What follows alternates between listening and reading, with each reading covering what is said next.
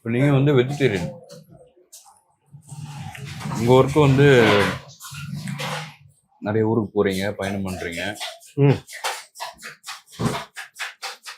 இப்போ நீங்கள் ப்ராப்பர் அதாவது நார்த் இந்தியன் ஸ்டைல் சாப்பாடுன்றதெல்லாம் எல்லா இடத்துலையும் கிடைக்காது. ஆனால் உங்களுக்கு அதான விருப்பமாக இருக்கும். அப்படியெல்லாம் ஒன்றுமே இல்லை. எங்கள் வீட்லேயே எவ்ரிடே மார்னிங் பிரேக்ஃபாஸ்ட்டே இட்லி தோசை தான். அப்படியா? ஆமாம். நாங்கள் சவுத் இண்டியன் வந்து நானே தனியாக நான் சாம்பார் செஞ்சேன்னா பீட் பண்ண ஆள் இல்லை. ஓ. பருப்பு இல்லாமல் நல்லா சூப்பராக செய்வேன். சரி. இப்போ ஸோ 2 வேர்ல்டும் என்ஜாய் பண்ணுறோம். நார்த் இந்தியன் உலகமும் என்ஜாய் பண்ணுறோம், சவுத் இந்தியன் என்ஜாய் பண்ணுறோம். போதுமா என்ன ஒன்று வெஜிடேரியனாக இருக்கும், அவ்வளோதான். இப்போ நீங்கள் வந்து ஒரு பீஃப் கடை மூடனா ஏன் மூடணும் அப்படின்னு கேட்குறீங்க. ஆமாம், அந்த மாதிரி போராட்டம்லாம் பண்ணிருக்கீங்க. நான் சாப்பிடல, ஏன்னா எனக்கு ஒரு சின்ன பிலீஃப் சிஸ்டம் இருக்கு.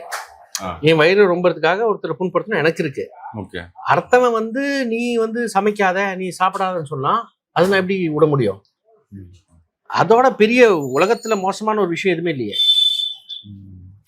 நீ சாப்பிடாத, ஏன்னா என் நம்பிக்கை இருக்கு, நான் ஜெயினு, இன்னைக்கு கறிக்கடை மூடு அப்படி எவனும் சொன்னானா அது எப்படி அனுமதிப்ப? நிறைய இந்த ட்ரோல்ஸ் எல்லாம் வந்து வரும்ல, பக்கத்துல நான்வெஜ் சாப்பிட்டாருன்னா மூக்க பொத்திக்கிறது அந்த மாதிரி எல்லாம். யாரு? ரீசெண்டா கூட ஒரு சர்ச்சையெல்லாம் ஆச்சு. அந்த மாதிரி அது உங்களுக்கு கம்ஃபர்டபுளா தான் இருக்கும். இப்ப நான் வந்து நீங்க மட்டன் சாப்பிடுறீங்க, இது உங்க வயிற்றுல போகுது. எனக்கு சுவையும் இல்லை, என் வயிற்றுலையும் போல. ஸோ இதுல எனக்கு என்ன ஆப்ஜெக்ஷன் இருக்க போகுது? இல்ல, நான் வந்து அது ஈக்கு அதனாலலாம் நான் வந்து இது சாப்பிடாம இருக்கிறதெல்லாம் இல்லை. நான் ரொம்ப தெளிவா இருக்கேன் அதுல. எனக்கு ஒரு பிலீஃப் சிஸ்டம் இருக்கு. அந்த பிலீஃப் சிஸ்டம் என்ன இருக்குன்னா, ஒருத்தரோட உரிமையை மிதிச்சு நான் என் நம்பிக்கையை பலப்படுத்தவே முடியாது, வாய்ப்பே இல்லை.